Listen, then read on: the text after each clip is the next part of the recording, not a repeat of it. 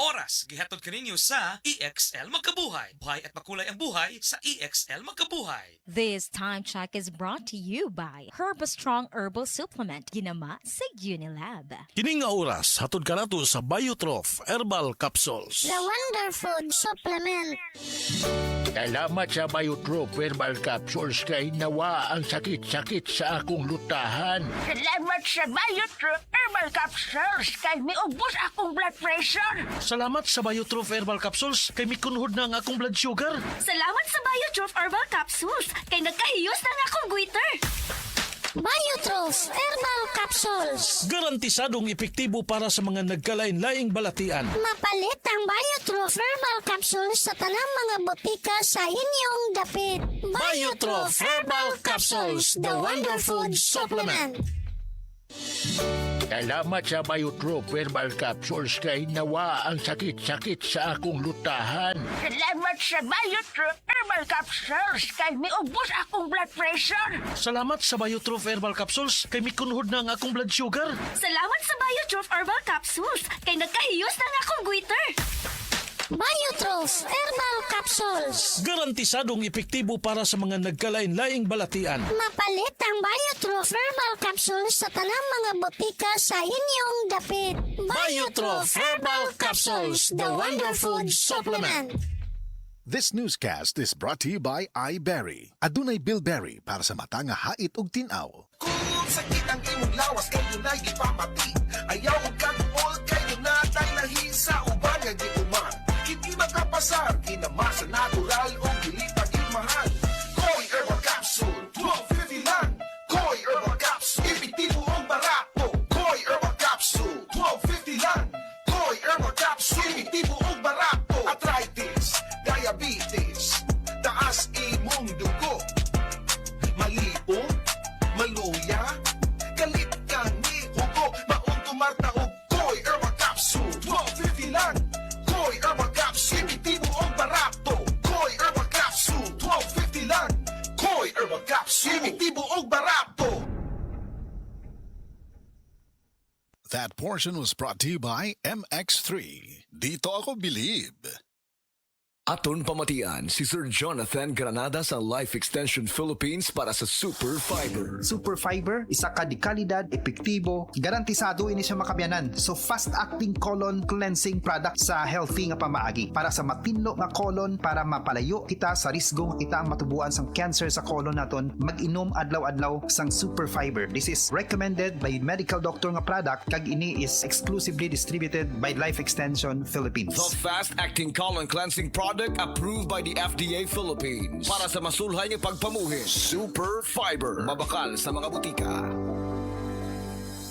That portion was brought to you by Bygone. 100% knockdown. Senior citizen ba ka o adunay mga gihambing nga mga balatian? Adunay alibyo nga dala ang Sugatrol Herbal Supplement. Adunay kaayuhan nga gikan sa ampalaya, banaba, kamote og duhat o lumboy nga naa sa usa ka tableta. Ang Sugatrol para kini sa maayong tulog, maayong pagkalibang, pagpaubos sa BP og sugar ug sa maayong panglawas. Mao nga tumar matag adlaw og Sugatrol Herbal Supplement. Ang Sugatrol mapalit sa Mercury Drug, Rose Pharmacy ug sa uban pang mga butika. Mahalagang paalala, ang Sugatrol ay hindi gamot at hindi dapat gamitin panggamot sa anumang uri ng sakit. This newscast is brought to you by ang nailan nimong Alaxan, extra maayo na. Up to 3 times faster versus Alaxan FR. New Alaxan Extra. Karamdamay laganap na sa buong mundo, kaya't mag-ingat ka. Food supplement na sagot ang iyong kalusugan. Yan ang Set Panyawan. Set Panyawan Capsule Plus, purong herbal natural and no side effects. Kaibigan, health is wealth, piliin mo Set Panyawan Capsule Plus. Buliat, ging ng kus doktor, likayan ko nun ako ang tamis. O gano nagkapi magkana nga tamis mo na, Sir Max? Lagi, basiglas na ni. Maunang taas imong sugar, murag precious bugas, may pamagsid Panyawan coffee ka, sakto sa kapay, lamina, makapabtik pa, maayo ni alang sa taas og sugar o sa gustong aktibong kinabuhi. Buliat, sa sige na kong inuman ng Sid Panyawan Coffee, maayon lang akong pamati. Dili na kasang akong sugar. Basta kaping Sid Panyawan sa grocery store o sa mga butika. SED Health Testimonies. Si Sir Pablito Simudlan nakasinati og kidney problems ni Sandig sa SED Cogon Herbal Capsule ug SED Panyawan Plus. Siya naulian. Sakit na yun ayo akong kilid nga nakahilig yun ko og dugo. Mao tong nakadungog kuhaan sa radyo nga Cogon o Panyawan. Ipalit dayon ko awan na kaloy sa Diyos na wala. Wala na ko nakapatik up ay wala naman ko gibati. Nya kahandog karon nagmintin ako. Handog karon ayon ako unikan sa Cogon o Panyawan. Pablito Simudlan amon isa sinta nakapin sa buhay na bista.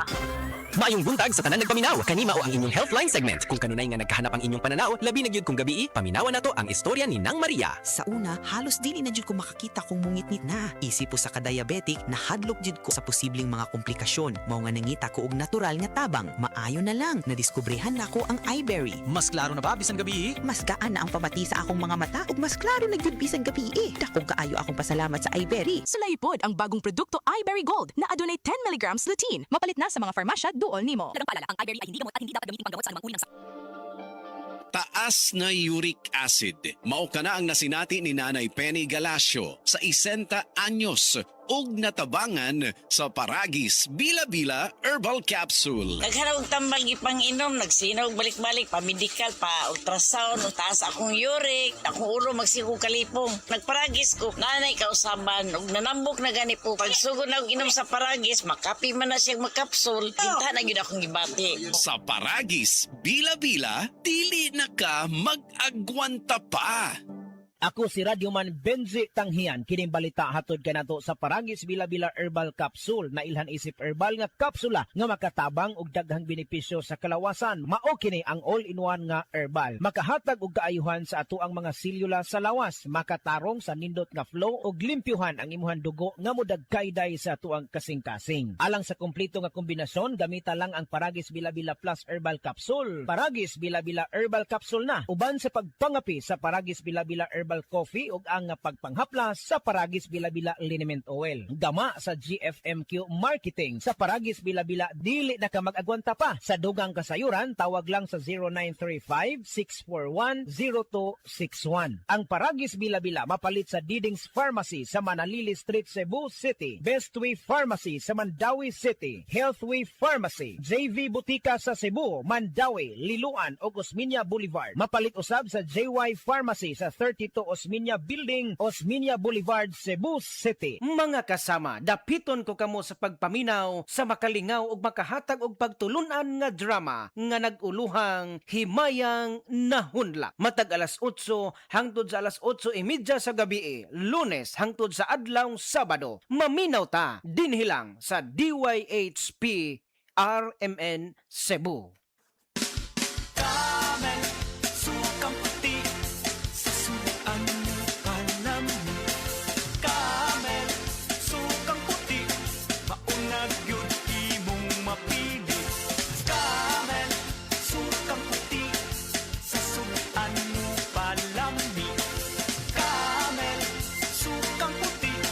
Na ang sekreto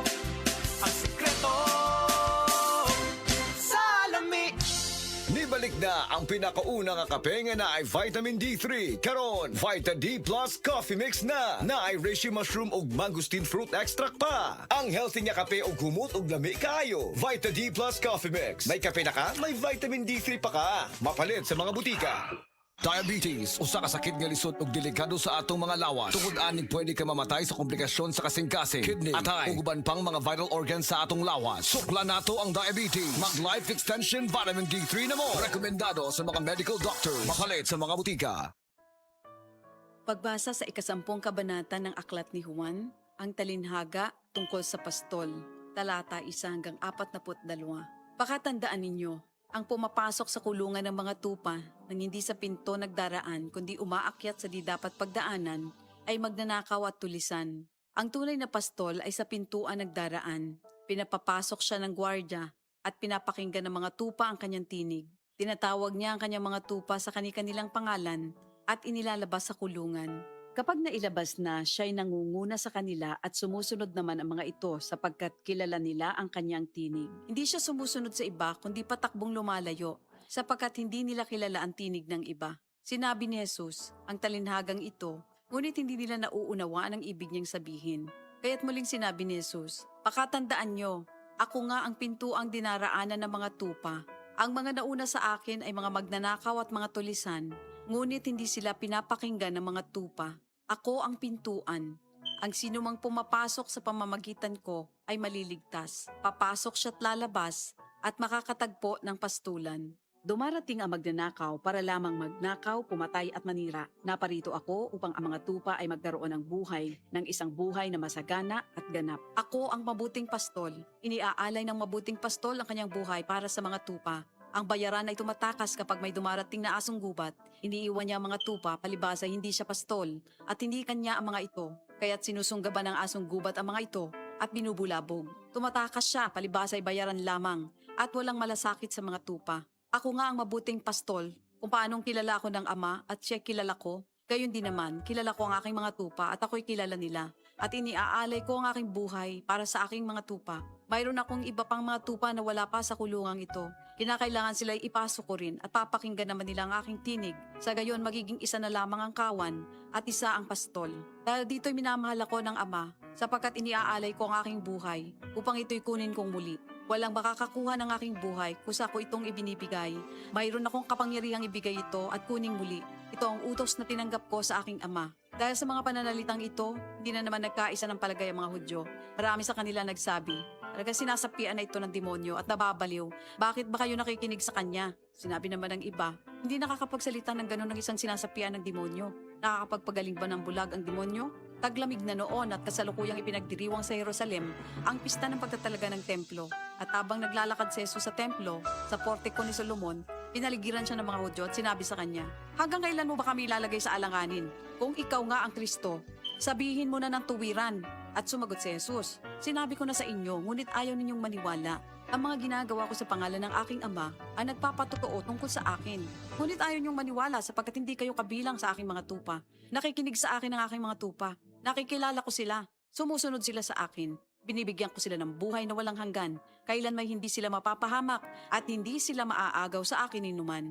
Ang aking Ama na siyang nagbigay sa kanila, sa akin, ay lalong dakila sa lahat at hindi sila maaagaw ninuman sa aking Ama. Ako at ang Ama ay iisa. Ang mga pinuno ng mga Hudyo muling dumampot ng bato upang batuhin siya. Kaya't sinabi sa kanila ni Jesus, marami akong mabubuting gawang ipinakita sa inyo mula sa Ama. Alin ba sa mga ito ang dahilan at ako'y inyong gustong batuhin? Sumagot ang mga pinuno ng mga Hudyo, hindi dahil sa mabubuting gawa kaya ka namin babatuhin, kundi dahil sa paglapastangan mo sa Diyos, sapagkat nagpapanggap kang Diyos, bagamat tao ka lamang. Tumugon si Jesus, di ba nasusulat sa inyong kautusan? Sinabi ko, mga Diyos kayo. Mga Diyos ang tawag ng kautusan sa mga pinagkatiwalaan ng salita ng Diyos at hindi maaaring ipawalang bisa ang sinasabi ng kasulatan. Ako'y pinili at isinugo ng Ama. Paano ninyo ngayon masasabing nilalapastangan ko ang Diyos? Dahil sa sinasabi kong ako ang anak ng Diyos? Kung hindi ko ginagawa ang mga ipinapagawa ng aking Ama, huwag niyo akong paniwalaan. Ngunit kung ang ginagawa ko ay ang mga ito, paniwalaan ninyo ang aking mga gawa kung ayaw ninyong maniwala sa akin. Sa gayon matitiyak ninyong nasa akin ang Ama at ako'y nasa Kanya. Kaya tinangka naman nilang dakpin si Jesus, ngunit siya'y nakaalis. Muling pumunta si Jesus sa ibayo ng Jordan sa puok na dating pinagbautismohan ni Juan. Habang naroroon siya'y maraming lumalapit sa kanya. Sinasabi nila, si Juan ay walang ginawang himala, ngunit totoo ang lahat ng sinabi niya tungkol sa taong ito. At doon, maraming sumampalataya kay Jesus. Ito ang salita ng Diyos. Ako si Ronel Romanillos, 37 anyos. Isip po sa kaanak, nakita na ko ang pagluya sa akong amahan, karon na senior citizen na siya. Naay nakasulti na ko na ang sugatrol ko no, makatabang sa mga senior citizen, ako aday yung gipatumar ang akong amahan o sulod lang sa pila ka adlaw, nakita na ko na naay kaayuhan sa ihang panglawas. Busa sa tanang anak diya, ayo pasagdi na maluya ang inyong ginikanan. Suway ang sugatrol, tabang sa mga senior citizen. Mahalagang paalala, ang sugatrol ay hindi gamot at hindi dapat gamitin panggamot sa anumang uri ng sakit. Dali is landing in Cebu. The news is out. Ang inyong favorite grocery store is officially flying in. Say hello to Dali Everyday Grocery. Cebuanos, ang inyong new trusted grocery landing right sa inyong neighborhood. In 1 week, mag-open na ang atong first stores sa Mandaue o Lapu-Lapu. Everyday essentials at presyo nga pwerte ka barato o siguradong de kalidad. Exclusive finds nga sa Dali ra ninyo makitan. Join our grand opening on July 24 and be the first to experience the most madaling shopping. Dali na sa Dali. Dali Everyday Grocery. Barato na, di kalidad pa. Labihan na baka kabisi sa imong pang-adlaw-adlaw nga buhat? Kamakabuhay, pahinomdom gikan kay Ate Ann, maski unsa pa kakabisi, ayaw kalimtay mong kaugalingon. Ampinga imong lawas. Maabot kini sa tama nga diet, ehersisyo, regular check-up ug sa pagmentenar ug EXL Makabuhay Plus Dietary Capsule. Ginama kini sa 17 ka mga herbal ingredients nga epektibo, puro ug siguradong makatabang aron optimum health matamasa. Kung saon man nimo pagkabot sa imong mga pangandoy kung ikaw nagsakit na, switch na to EXL Makabuhay Plus Dietary Capsule, EXL Coffee Mix 17-in-1 ug EXL All-in-1 Skincare Oil. Go for health, go for life with EXL. Usa ka pahinumdum gikan kay Ate Ann. May buhay sa makabuhay! Mahalagang paalala, ang EXL Makabuhay Plus ay hindi gamot at hindi dapat gamiting panggamot sa anumang uri ng sakit.